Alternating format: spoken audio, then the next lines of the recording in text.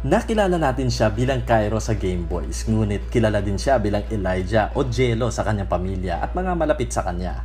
Si Elijah ay nakilala natin sa BL series na Game Boys. Kasabay ng pagsikat ng Game Boys, mabilis din siyang minahal ng kanyang mga tagahanga dahil sa kanyang husay sa pagganap bilang Cairo. At dahil dito, unti-unti na rin natin nakilala si Boylet. Sino ba naman ang hindi mahuhulog sa ating debonair? Sa kanyang ngiti pa lang, mapapa, I'm soft ka talaga. Kaya sa kanyang 20th birthday, bibigyan ko kayo ng 20 things about Elijah. Shoutout muna sa mga katuwang ko para mabuo ang video na ito. Sa Elijah Nation na nagbigay ng mga photos at video clips at kay Ryan Sugilon sa kanyang husay sa pag-edit nito. Ako ang inyong broskis, si Fort Sagabay. Narito ang 20 things about Elijah.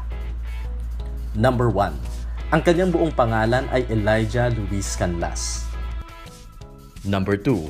Siya ay pinanganak noong August 16, 2000 at tulad ko, Leo din ang kanyang zodiac sign.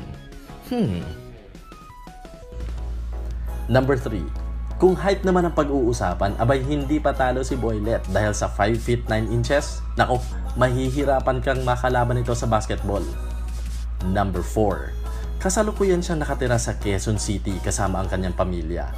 Pero sila ay taga Cavite. Siguro kung nakauwi lang sila bago mag-lockdown, naku sigurado ako nagkita na sila ni Gabriel sa episode 3 pa lang. Number 5. Si Jello ay pangalawa sa 3 magkakapatid.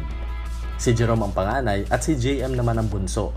At talaga naman talented ang Canlas Brothers dahil silang magkakapatid ay nagkaroon na rin ng sari-sariling roles sa film at television. Number 6. Nag-aral si Jello ng Theater Arts sa Philippine High School for the Arts at nagtapos naman siya ng kanyang high school sa Mint College. Nasa kolehiyo na ito sa University of the Philippines, Manila kung saan kasalukuyan niyang kinukuha ang kursong Philippine Arts Undergrad Program habang sinasabay ang kanyang acting career. Oh, kaya niyo yon? Number 7. Kung hobbies naman ang pag-uusapan, musika at pelikula ang hilig niya. At kung ikaw ay mahilig din sa hip-hop, rap at R&B, tsak, magkakasundo kayo.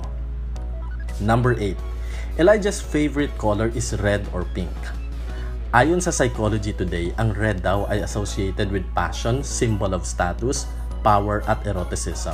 Ang pink naman is a sign of hope, a positive color inspiring warm and comforting feelings, and a sense that everything will be okay. Number 9. Pagdating naman sa pagkain, hindi magpapatalo ang ating birthday boy. Kung hilig nyo naman ang afritada or steak, nako, magkakasundo kayo ni Jello. I wonder kung saan kaya ang pinakamasarap na afritada or steak dito sa Metro Manila. Suggest ka nga. Number 10. Nabanggit na natin na mahilig si Jello sa music. Pero alam ba ninyo kung ano ang kanyang favorite music? Siyempre, yung isang laro. Pero yung version ni Kokoy. Nangangalahati na tayo sa ating trivia on 20 things about Elijah and I'm sure matutuwa pa kayo sa next half ng ating trivia. Number 11. Since music ang isa sa hobbies ng ating birthday boy, aalamin na rin natin kung sino ang kanyang mga paboritong singers. At ayon sa ating source, ito ay sina Kendrick Lamar, Earl Sweatshirt, Shanty Dope at Cartel M, mga rap artists. Number 12. Movies naman tayo. Medyo classic ang favorite ng ating pambansang Boylet. Kabilang dito ang Insyang, Maynila sa mga kuko ng liwanag at iba pang mga kahalintulad na mga movies. Mas matanda pa yata sa akin itong mga pelikulang to. Number 13. TV series naman ang ating pag-uusapan. Hilig ni Jello ang Avatar, The Last Airbender at BoJack Horseman. Number 14. Alam ba ninyo na 14 years old nung unang sumabak si Jello sa pag-arte? Isa siya sa 4 na lead role sa pelikulang Sundanong Kanin sa direksyon ni Janice O'Hara na naging entry sa Cinemalaya. Number 15. Matapos ang kanyang unang pelikula, sunod-sunod na proyekto na ang kanyang natanggap. Noong 2019, siya ay gumanap bilang Marius sa I Want original series na Past, Present, Perfect. Number 16. Gumanap naman siya bilang June sa pelikulang Babae at Baril na inilabas noong 2019, directed by Ray Red. Number 17. Isa sa mga aabangan nating lahat, ang pelikulang He Who Is Without Sin, directed by Jason Pollack Samana. Dito gumanap si Jello bilang si Martin. Number 18. Ang husay ni Jello sa acting ay unti-unti nang nakikilala. Sa kanyang pagganap sa pelikulang Edward noong 2019, nasungkit nito ang Best Supporting Actor Award mula sa pampelikulang Samahan ng Mga Dalubguro o Pasado. Number 19. Kamakailan lang, noong August 5 ng kasalukuyang taon, ginawaran si Elijah ng kauna-unahang Best Actor Award sa prestihiyosong 17th Asian Film Festival sa Rome, Italy sa kanyang pelikulang Kalel 15 na isang HIV awareness movie.